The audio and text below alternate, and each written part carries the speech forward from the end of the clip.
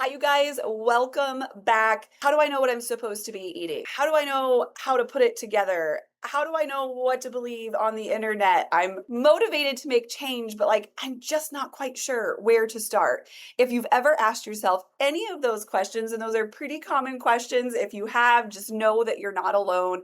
This video is for you. I had a goal with this YouTube channel to make these videos super digestible, like really help people learn how to put together great days, because truly it is something that you can learn. And listen, I know that there are about a million recommendations on the internet, and it makes it really hard to digest and know where to send your attention. And so I wanted you to be able to log into these and watch and be like, yeah, okay, I can chip away at that. That makes sense. And so stick around because we're going to do just that today.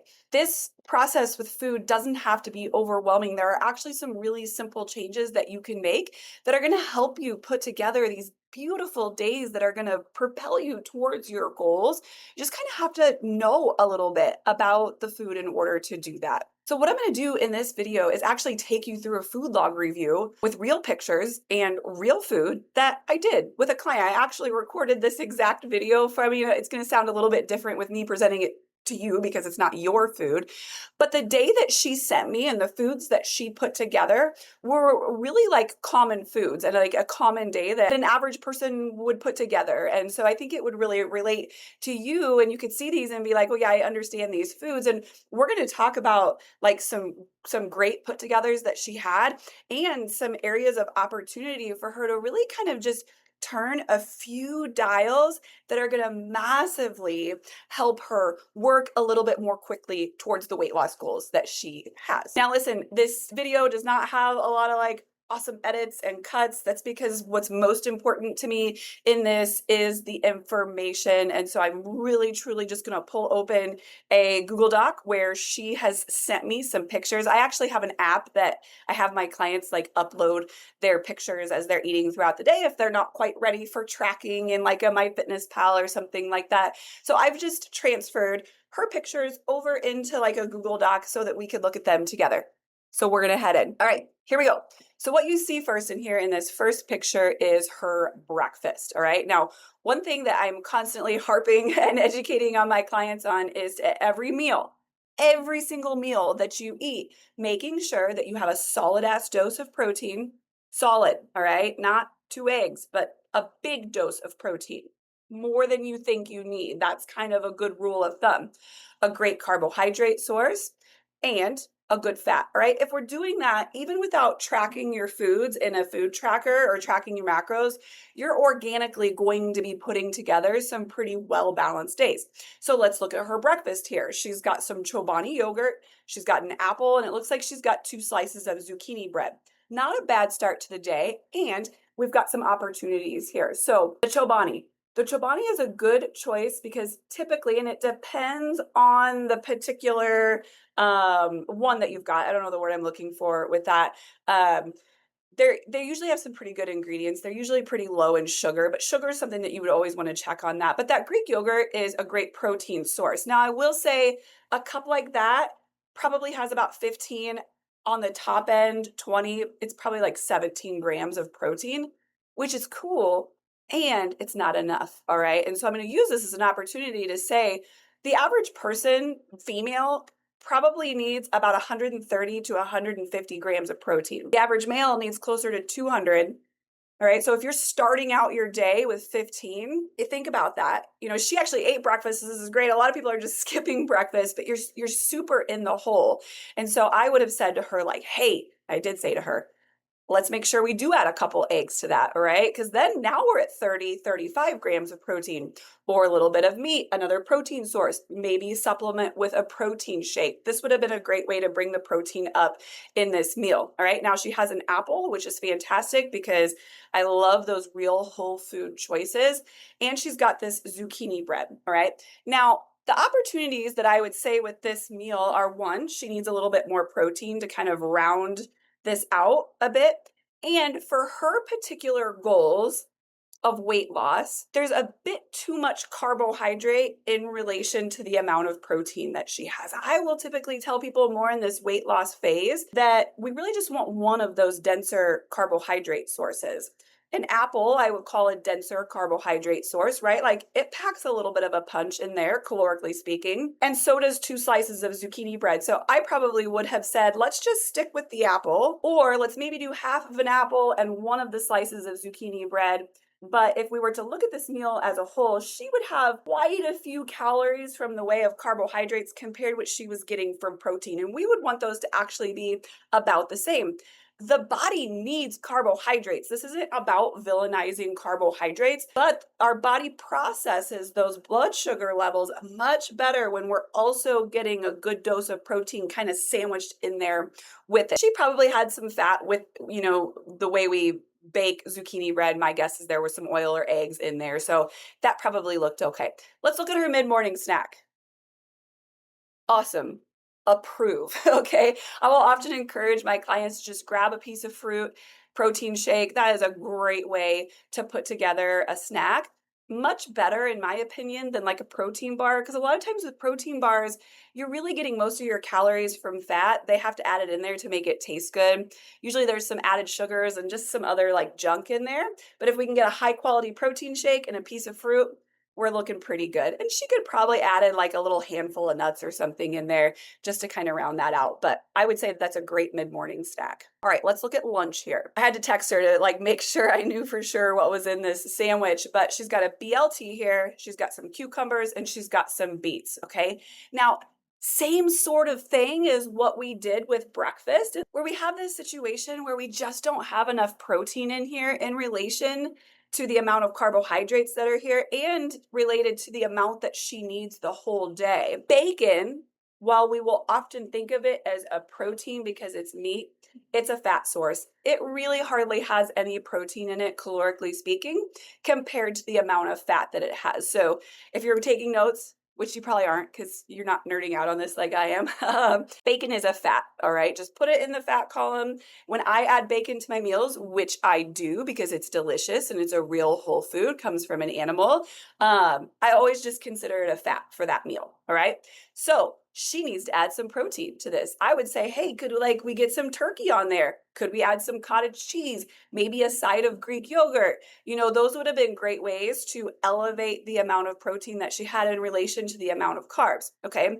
Again, for her particular weight loss goals, having both the beets, we don't always think of beets as being a higher carb source, but they actually punch a pretty good source of carb in there. The cucumbers don't. You could consider those free. You could eat as many of those as you want. They hardly have any calories. And we add both the beets, and a lot of times canned beets have added sugars, so kind of keep an eye on that as well. And they don't need it. Just regular beets taste just as good.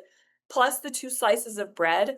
We just have, if we were to look at the total calories of this lunch, a really high percentage of those are coming in the way of carbohydrates compared to what we're getting in protein. Metabolically speaking, that's just a little bit harder for the body to manage. Let's take a look at our afternoon snack. Now, I texted her because I couldn't really tell from the picture. This is a half a cup of almonds. Now, a half a cup of almonds is 2 servings of almonds. So she's got almost 400 calories here in the way of nuts. I think almonds is a great snack. I would have said to her, and I did say to her, we need just 1 serving of that to help her kind of round out a day that's going to be aligned with her particular goals that she has for weight loss. And then we've got the protein bar here. Again, protein bars aren't terrible. If we were to look at the ingredients on this, we'd probably find that it's got maybe some additives that we don't love. It's got 12 grams of protein, but I bet it has just as many grams of fat. So really, most of the calories that we're getting from this particular snack between the 2 servings, almonds and this protein bar, she's probably at almost half of her or more of her daily fat needs in total. That's just so easy to kind of go maybe a little bit too high on because it doesn't take much in there. These are decent choices. I think we just needed to modify them just a bit. All right, and then we're moving on to dinner. This was a meal that she had out. She made a relatively good choice here, good balance, right? Like she got a high quality protein. She chose a more processed carbohydrate in moderation, and we want to be able to work those in. From a protein perspective, I would say that this was a great choice. I never really hope for people that they feel like they can't ever have meals out or enjoy fries from time to time. We just want to make sure that the vast majority of the choices that we do make are more kind of home cooked, homegrown type foods. Okay. So let's look at like the bigger picture of her day. So what I did when I sent her this video is I actually did some math because again, I kind of geek out about this stuff, and I calculated what I thought this probably was for her in terms of total calories for the day, about how many grams she got of protein, how many grams of carbs, how many grams of fat, and then what her totals were for the day. And so let's take a look at those because this is really valuable information. And I would say that this day that she put together is a pretty typical day that a lot of people would kind of put together or put together something similar. So let's first look at total calories. She had about 2,100 calories. Now, 2,100 calories is actually probably really close to about what her maintenance calories are. Now, her particular goals are for weight loss. And so while we're eating at a range that's supportive of what her body needs, it's going to be a little bit higher than what her body needs if we want to lose weight, right? So to lose weight, we've got to take those maintenance needs and we've got to subtract a little bit. So we've got a little bit less energy coming in than what our body needs. That's how we lose weight. And so she didn't really overeat this day. That's important to distinguish because I hear clients say that a lot. They'll be like, I overate. And I'm like, well, you really just ate closer to what your body needs in a day. We did overshoot our deficit calories. Okay, so that's kind of the scenario that we had in here.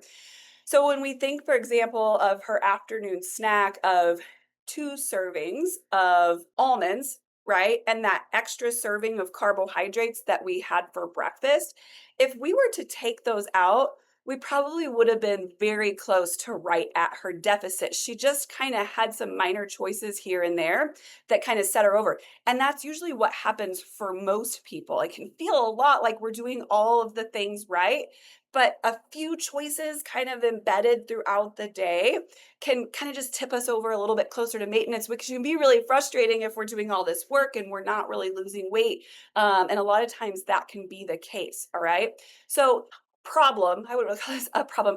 Opportunity number one with her here is just that we're a little bit over her deficit calories. Opportunity number two is protein. She only had 80 grams of protein. For her and her body type, her activity level, she really needs closer to about a minimum of 130, probably closer to 140 grams of protein. And so we've got some opportunities to kind of add that. And really, both in lunch and breakfast, if we would have gotten an extra 20 to 20-ish, 25 grams in those, we would have been sitting right where we need, which leads me to my next point. When we look at percentage of total calories, and if you've tuned out for a second, tune back in, okay? Because this is really important. This is something that happens a lot to people. I see it all the time. We have this perception that carbohydrates are bad, that everybody's eating too many carbohydrates. And in some cases we are. Sometimes we're not eating too many, but the quality is not quite where it needs to be. And that's kind of causing its own unique problems, which we'll talk about in a future video. But it's not always that we're eating too many carbs. It's that of the total calories we've consumed in the day, too high of a percentage is in the way of carbohydrates compared to what we're getting with protein.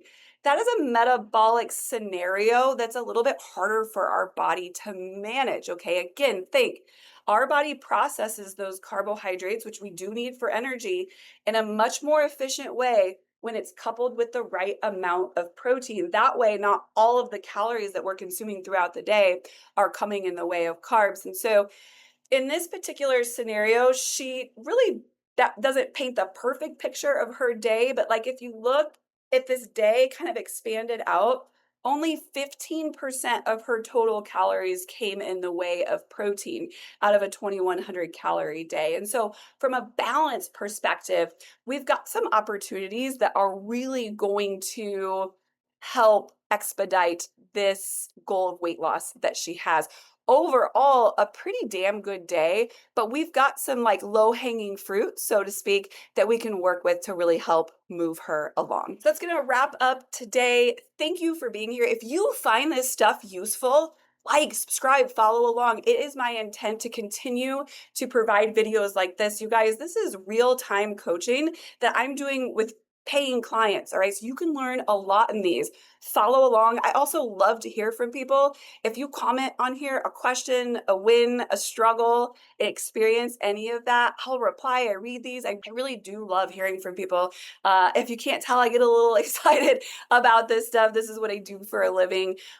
Shoot me questions if you have them. I have a lot of great like free resources out there, meal prep guides, macro calculator, recipes. I put some links in the description if you'd like to check them out. I made them for you. Have a great day.